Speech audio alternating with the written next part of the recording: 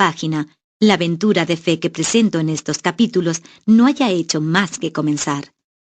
Querido amigo, anhelo que en tu vida sucedan cosas inmensas porque tienes un Dios inmenso. Y porque deseo tanto que rindas tu vida a la fe como verbo de acción, le he pedido a Dios algo muy grande para ti. A través del poder del nombre de Jesús, le he pedido que te muestre una maravilla o que visiblemente bendiga tu diligente cooperación. Y he pedido que lo haga al inicio del proceso, de modo que te sientas animado a continuar el viaje. Le pido con todas mis fuerzas que haga algo evidente para mostrarte que estás en la senda correcta. Entonces, cuando lleguen tiempos en que haya menos evidencias divinas, tendrás seguridad a toda prueba de que puedes creerle a Dios. También te pido algo a ti, que consideres la posibilidad de comprometerte a 3 prácticas de fe específicas que mencionaré en el resto de este capítulo. Juntas realzan tu entorno, y esta es una invitación al placer y al poder de Dios. De ninguna manera estoy sugiriendo que debemos hacer tratos con Dios, ni querer manipularlo para que haga milagros. Sin embargo, no vayamos al otro extremo de ser cautelosos pero incrédulos. Recuerda este concepto en los capítulos que siguen. Existe una gran diferencia entre tratar de manipular a Dios para que nos dé lo que deseamos y cooperar con Dios para que nos pueda dar lo que Él desea. Esto último es nuestra meta. Una vez que te familiarices con las 3 acciones de fe, necesitarás un marco de tiempo en el cual practicarlas.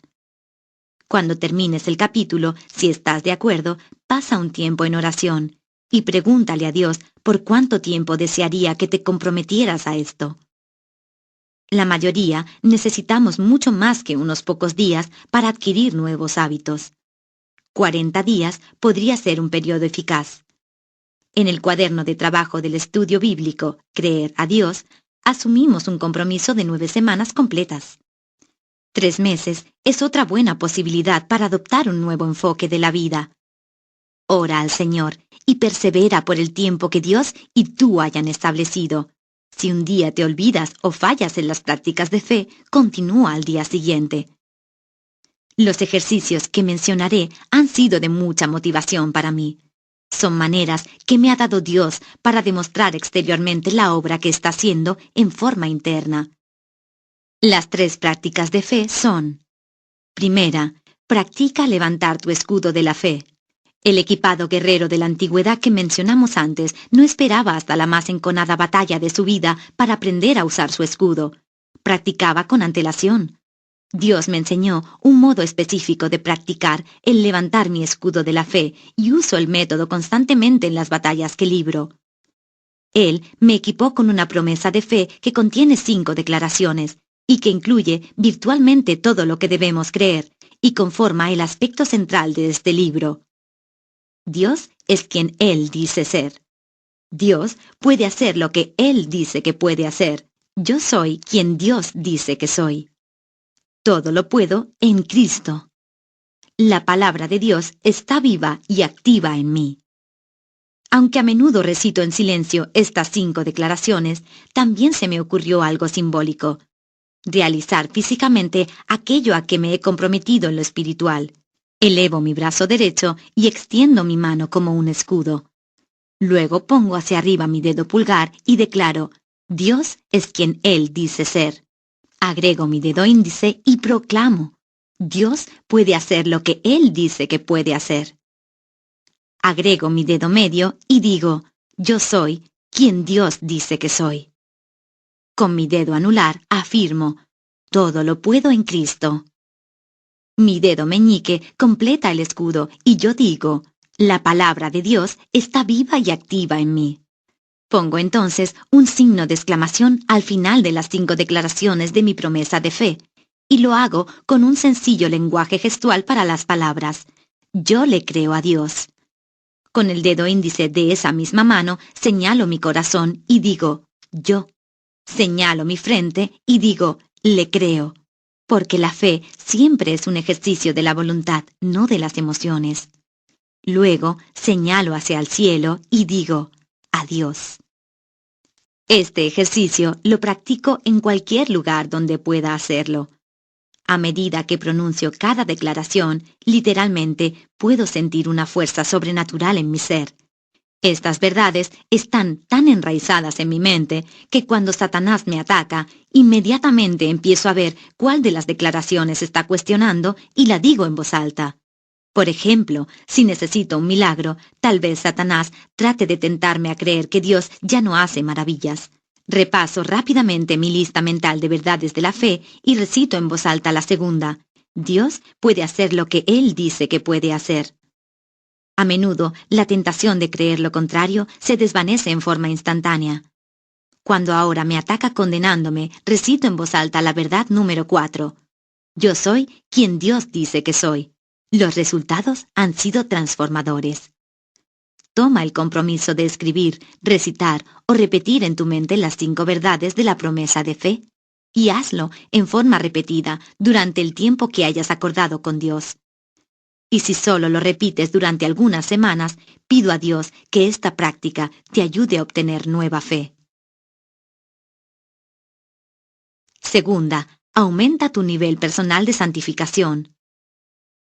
Cuando el pueblo de Israel se reunió a la orilla del agua mientras contemplaba la tierra prometida, Dios le dio a Josué las siguientes instrucciones para salir del desierto. Cuando vean el arca del pacto del Señor su Dios y a los sacerdotes levitas que la llevan, abandonen sus puestos y pónganse en marcha detrás de ella. Así sabrán por dónde ir, pues nunca antes han pasado por ese camino. Josué 3:4. Espero que Dios esté por llevarnos con Él a un lugar donde nunca antes hemos estado. Ni siquiera los que ya han practicado una fe de participio activo presente han llegado a todos los destinos planeados por Dios. Nuestro camino de fe termina a sus pies. Los israelitas estaban de pie en la orilla este del Jordán y se habían preparado con fe, el requisito absoluto para entrar en la tierra prometida. Por el desierto quedaron los cuerpos muertos de la generación incrédula y ahora había un pueblo deseoso de seguir a un líder lleno de fe. Mientras el agua les besaba las sandalias, Josué les dio nuevas instrucciones. No solo debían ubicarse para tomar la tierra, sino también para ver las maravillas que haría Dios en el proceso. Purifíquense, porque mañana el Señor va a realizar grandes prodigios entre ustedes. Josué 3:5. Me encanta la definición de la palabra hebrea pala, que se traduce por prodigios y maravillas. Separar, distinguir, ser maravilloso, hacer cosas maravillosas, cosas asombrosas, milagros, se usa principalmente con Dios como sujeto, lo cual denota que Él hace cosas que van más allá del poder o las expectativas humanas. No sé qué pensarás tú, pero yo quisiera contemplar y experimentar todas aquellas maravillas que Dios esté dispuesto a revelarme. De modo que mi vida debe estar consagrada en un esfuerzo activo para aumentar mi santidad. Te he pedido que consideres la posibilidad de destinar un marco de tiempo para participar con Dios en 3 prácticas de fe. La segunda práctica es aumentar tu nivel de santificación en forma notable durante el lapso acordado.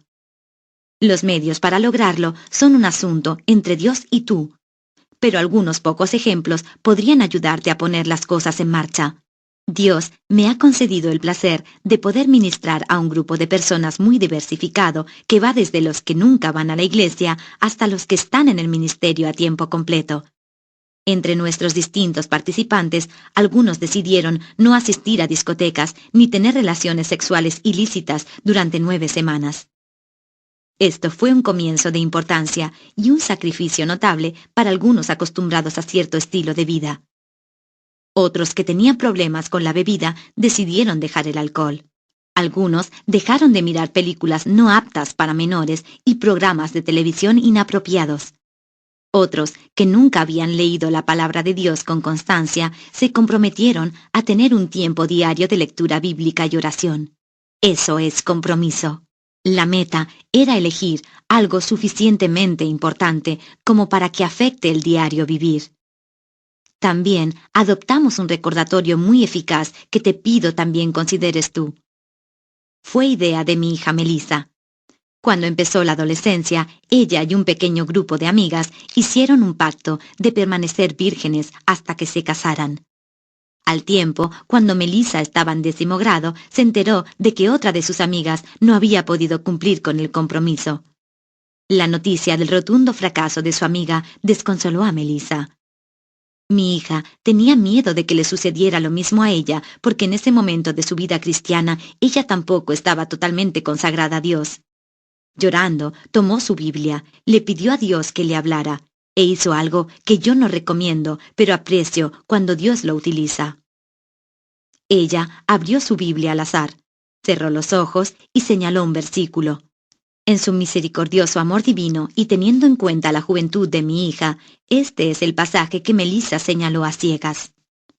El Señor le ordenó a Moisés que les dijera a los israelitas: ustedes y todos sus descendientes deberán confeccionarse flecos y coserlos sobre sus vestidos con hilo de color púrpura. Estos flecos les ayudarán a recordar que deben cumplir con todos los mandamientos del Señor y que no deben prostituirse ni dejarse llevar por los impulsos de su corazón ni por los deseos de sus ojos. Tendrán presentes todos mis mandamientos y los pondrán por obra. Así serán mi pueblo consagrado. Yo soy el Señor, su Dios, que los sacó de Egipto para ser su Dios. Yo soy el Señor. Números 15, 37, 41. Melissa consideró que este pasaje era un mensaje directo de Dios a ella. Abrió un cajón, encontró una cinta color púrpura y con resolución bajó las escaleras. Con el rostro lleno de lágrimas, le arrojó la cinta a mi marido Keith, extendió su mano derecha y le dijo: «Átame la cinta, papá». De esta manera, cada vez que Satanás me tienta, solo tendré que mirar mi muñeca y así recordar el compromiso que asumí. Melissa tuvo puesta la cinta hasta que se convirtió en hilachas. Cuando se la sacó, sintió que el compromiso lo tenía atado al corazón. Cuando enseñé las lecciones de este material en el estudio bíblico de Houston, la ciudad donde vivo, insté a cada participante a tener cualquier tipo de cordón azul o púrpura atado en la muñeca a lo largo del trayecto. Como le ocurrió a Melissa, recibimos gran ayuda con el recordatorio visible del compromiso que habíamos hecho para aumentar nuestra santificación individual. Las pulseras de santificación no tenían como meta ser yugos de esclavitud legalistas que debían quitarse ante la primera señal de infracción, sino recordatorios de un compromiso y, si era necesario, un llamado a volver a ese compromiso. ¿Considerarías la posibilidad de hacer lo mismo? Te sorprenderás de cuánta motivación proporciona un recordatorio visible. Si eres como muchos de los que hemos hecho este viaje, esta pulsera azul terminará representando algo demasiado importante como para dejarlo cuando llegues al fin del período estipulado. Evidentemente, uno de los objetivos de esta práctica es ser tan bendecido por los dividendos de una mayor santidad personal que no podamos volver a la vida de antes. Consideremos la tercera y última práctica de fe que recomiendo para este viaje. Tercera, escribe en un diario los dióstops. En Juan 5:17 Jesús dijo: «Mi Padre aún hoy está trabajando y yo también trabajo». Si perteneces a Cristo, quisiera sugerir que Él y su Padre no solo están obrando constantemente en el universo y entre los cristianos como un todo, también están obrando en ti y a tu alrededor a través del tercer integrante de la Trinidad. Lo que tú y yo necesitamos es una visión espiritual más aguda para contemplar parte de su actividad y percibir su presencia con mejor vista espiritual. Por lo general, si puedo percibir que Dios está en acción, siento que puedo perseverar en prácticamente todo. En Juan 14:21, Jesús prometió que Él y su Padre se revelarían a aquellos que los aman y procuran caminar en obediencia. Creo que cuanto más vemos a Dios en acción, más creeremos. Y cuanto más creemos, más podremos ver. A medida que tomas parte con Dios para aumentar tu fe y tu santificación, sin duda Dios obrará grandemente en tu vida. Nuestra tercera práctica de fe es mirar. Cuando vemos destellos de Dios en acción, aludiremos a Dios-stop. El stop, luego de Dios, es una sigla que significa saborear toda presencia observable. Dios lleva a cabo tanto que no nos alcanzan los ojos. Pero si está dispuesto a hacer visible y apreciable parte de su obra y su presencia, vamos a querer eliminar las distracciones para poder verlo. Poner por escrito los Dios-stops es una manera eficaz de aumentar la visión espiritual. Durante el lapso que hayas escogido, quisiera pedirte que consideres la posibilidad de escribir un diario sobre las maneras grandes y pequeñas en que ves a Dios en acción. Pon por escrito y anota la fecha de las oraciones contestadas y las intervenciones evidentes. El objetivo es que notemos a un Dios que siempre obra deseosa y amorosamente en tu vida. Estas 3 prácticas de fe se convierten en inversiones personales, en una gran aventura con Dios. Terminemos el capítulo con una recapitulación. Los participantes que lo deseen van a hacer lo siguiente. Primero, levantar el escudo de la fe repitiendo a menudo, ya sea en voz alta o en silencio, las 5 declaraciones de la promesa de fe, hasta que se enraícen en nuestra manera de pensar. Segundo, aumentar el nivel de santificación individual de una manera específica y usar algún tipo de cordón azul como recordatorio. Tercero, escribir en un diario los Dios tops o maneras en que Dios hace observable y visible su presencia o su actividad. Querido amigo, no solo es posible practicar estos ejercicios de fe, sino que además la atención que requieren redundará en una asombrosa renovación de la mente. Lo único que podrías perder haciendo esto es derrotas y dudas. ¿Es verdad que Dios les dijo? Si Dios lo dijo, quiero creerlo. Si Dios lo da, quiero recibirlo. Si Dios lo muestra, quiero percibirlo. Si Satanás lo hurtó, quiero recobrarlo. En el capítulo 3, presenté las 5 declaraciones de la siguiente promesa de fe, a fin de reducir el amplio concepto de creerle a Dios en segmentos específicos que podamos manejar. Dios es quien Él dice ser. Dios puede hacer lo que Él dice que puede hacer. Yo soy quien Dios dice que soy. Todo lo puedo en Cristo. La palabra de Dios está viva y activa en mí. Recuerda por un momento el ejercicio que mencioné en cuanto a elevar nuestro escudo de fe al ir contando cada declaración con los dedos de la mano. El principio del pulgar es el más crucial porque todos los otros dependen de este. En lo físico, ninguno cuestionaría que el pulgar es el dedo más fuerte de nuestra mano. Si deseo asir algo con mi mano, pliego los dedos alrededor de ese algo y luego lo aseguro fuertemente con mi pulgar. Podríamos llegar a decir que tenemos asido ese algo en tanto y en cuanto esté asegurado con nuestro pulgar. El principio del pulgar en nuestro escudo manual de la fe es la declaración número 1. Creerle a Dios. Él es quien dice ser. En la Biblia leemos una y otra vez que cuando Dios estaba por actuar en la vida de su pueblo o estaba por indicarles que volvieran a ubicarse, comenzaba con un recordatorio de quién era Él. Hay numerosos ejemplos, pero consideremos algunos que se relacionan directamente con nuestro concepto de la tierra prometida. Yo soy el Señor que te hice salir de Ur de los Caldeos para darte en posesión esta tierra. Génesis 15:17. Yo soy el Dios Todopoderoso, vive en mi presencia y sé intachable. Así confirmaré mi pacto contigo y multiplicaré tu descendencia en gran manera. Génesis 17:1-2. Yo soy el Dios de tu padre, soy el Dios de Abraham, de Isaac y de Jacob. Ciertamente he visto la opresión que sufre mi pueblo. Así que he descendido para librarlos del poder de los egipcios y sacarlos de ese país, para llevarlos a una tierra buena y espaciosa. Éxodo 3:6-8. Yo soy el que soy, respondió Dios a Moisés. Y esto es lo que tienes que decirles a los israelitas. Yo soy. Me ha enviado a ustedes. Éxodo 3:14. Así que ve y diles a los israelitas, yo soy el Señor, y voy a quitarles de encima la opresión de los egipcios, y los llevaré a la tierra que bajo juramento prometí darles a Abraham, Isaac y Jacob. Yo, el Señor, les daré a ustedes posesión de ella. Éxodo 6:6-8. Dios sabía que la mayor fuerza impulsora que tendría el pueblo de Israel para dirigirse a su destino terrenal era la certidumbre de que aquel que iba delante de ellos era quien decía ser. El Salmo 100:3 tiene un gran ímpetu que puede pasar desapercibido por su forma poética. Reconozcan que el Señor es Dios. Sobre todas las cosas, sepan que Yahvé, el autor del pacto, es Elohim, el Dios sobre toda la creación. Aquel que hizo un pacto con nosotros por medio de la muerte de Jesucristo. es aquel que está sentado en el trono del universo y que creó el cosmos por la palabra de su poder. Tú y yo podemos saber con certeza que el Señor es Dios. El simple deseo de estar en la senda correcta nunca hará un surco suficientemente profundo para que lo sigamos y lleguemos a nuestra tierra prometida. Hasta tanto sepamos dónde estamos y a dónde vamos, no llegaremos a ningún lugar de importancia eterna.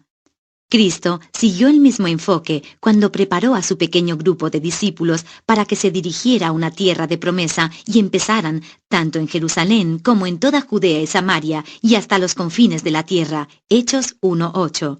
En Cesarea de Filipos, Cristo reunió a sus discípulos y les hizo dos preguntas cruciales que también requieren respuesta de nuestra parte. ¿Quién dice la gente que es el Hijo del Hombre? Mateo 16:13. Él conocía el poder potencial de la opinión pública. A medida que consideramos la verosimilitud del principio de nuestro dedo pulgar, Dios es quien dice ser. Preguntémonos qué dice la gente a nuestro alrededor sobre Jesús. Las opiniones de nuestra cultura recorren todo el espectro, desde no creer que Dios existe hasta creer que un texto inspirado en verdad dice quién es Dios. Quienes creen en un universo sin Dios hasta ahora no han podido siquiera hallar un comienzo donde basar esa creencia. El Salmo 14:1 declara: dice el necio en su corazón, no hay Dios. Según mi propia experiencia, las opiniones más peligrosamente influyentes han sido las de los intelectuales y los eruditos que profesan el cristianismo, pero niegan la veracidad y el poder actual que tiene la Biblia. Muchos creen que existe la deidad, pero no es exactamente lo que la Escritura dice que es. De acuerdo a ellos, la Trinidad tampoco hace lo que la Escritura dice que hace. La evidente habilidad de estos estudiosos tienta a los que quieren creer en la palabra de Dios y los hace sentir ingenuos e ignorantes. La crítica tácita es: ¿cómo puedes ser tan cándido y creer en eso? Traducción: ¿es verdad que Dios les dijo? Como le sucedió a Eva, nosotros queremos ser listos y terminamos tomando la decisión más tonta de nuestra vida. Nada demuestra tanta ignorancia como escoger la inteligencia del hombre por sobre la inteligencia de Dios. Igualmente alarmante es el potencial de que teologías más humanamente razonables satisfagan la necesidad de creer en un Dios. Pero ese Dios menor en que creen no es el Dios de la Escritura. Nuestro mayor peligro es un cristianismo fabricado y simplista. Si la persona pone su fe en un Dios que ella misma ha recreado a su propia imagen, ¿acaso ha puesto su fe en Dios? Por otra parte, una persona puede creer en la Escritura lo suficiente como para aceptar a Cristo como Salvador, pero al mismo tiempo puede negarse a aceptar el resto de lo que Él dice ser. Yo soy la esposa de Keith, pero ¿qué sucedería si Keith no aceptara que también soy la madre de sus hijos? Con el corazón dolorido, yo me preguntaría cómo puede ser que diga conocerme. La Biblia describe a un Dios que es al mismo tiempo miles de cosas para sus hijos. Creo que una de las razones es nuestra arrogante determinación de definir a Dios de modo distinto de lo que Él se autodefine. Cualquier intento humano de definir a Dios simplemente lo minimiza. Llegamos a la conclusión de que aquello que no podemos explicar no es verosímil. Optamos por creer solo aquello que podemos aceptar desde la perspectiva humana. Nuestro orgullo y nuestra desesperación por sentirnos hábiles e inteligentes ha hecho que no estemos dispuestos a dar la única respuesta humana para algunas cuestiones teológicas. No lo sé, pero sé que lo que Él dice es cierto, aunque no lo pueda explicar ni lo pueda cuadrar con lo que ha sucedido. Todos los intentos por eliminar el misterio y las maravillas de Dios lo convierten en algo que no es. El león de Judá es indomable. Dios es misterioso, nos maravilla y es hasta un poco indómito y no podemos eliminar esas cualidades. Además, si entendiéramos los misterios de Dios, no querríamos eliminar todo eso. Si encontramos a un Dios a quien podamos explicar plenamente, no hemos encontrado al Dios de la Biblia. El Dios de la Escritura, no simplemente el Dios que la gente dice que es, puede llegar a ser la meta de nuestra vida. Lo hermoso de todo esto es, por cierto, que Dios no cambia ni un ápice independientemente del concepto que el ser humano tenga de Él. Sin embargo, todo el futuro humano depende de lo que el hombre diga de Él. Por eso Jesús formuló la segunda pregunta. ¿Y ustedes quién dicen que soy yo? ¿Quién es Dios? Al considerar el primer principio de nuestro dedo pulgar, Dios es quien dice ser, será bueno preguntarnos, ¿quién digo yo que es Dios? Conviene tener la valentía de inventariar cómo hemos desarrollado nuestras percepciones actuales de Dios y cuán bíblicamente precisas son dichas percepciones. Muchas personas y muchos factores pueden influir en lo que creemos sobre Dios. Si asistimos a la iglesia, nuestros pastores y líderes y su autenticidad o falta de ella sin duda han afectado nuestro concepto de Dios. ¿Acaso esos factores nos han llevado a creer que Dios es quien dice ser? ¿A creer que es menos? ¿A creer que es alguien distinto? Al hacernos preguntas difíciles, recordemos que la fe sin cuestionamientos por lo general es una fe pasiva. Creo que nada tiene un efecto más grande sobre la calidad de nuestra vida y el cumplimiento de nuestro destino aquí en la tierra que lo que creemos que es Dios. La Escritura abunda en evidencia, y parte de ella la vemos en los versículos que siguen a la gran pregunta de Cristo a sus discípulos. ¿Y ustedes, quién dicen que soy yo? Tú eres el Cristo, el Hijo del Dios viviente, afirmó Simón Pedro. Dichoso tú, Simón, hijo de Jonás, le dijo Jesús, porque eso no te lo reveló ningún mortal, sino mi Padre que está en el cielo.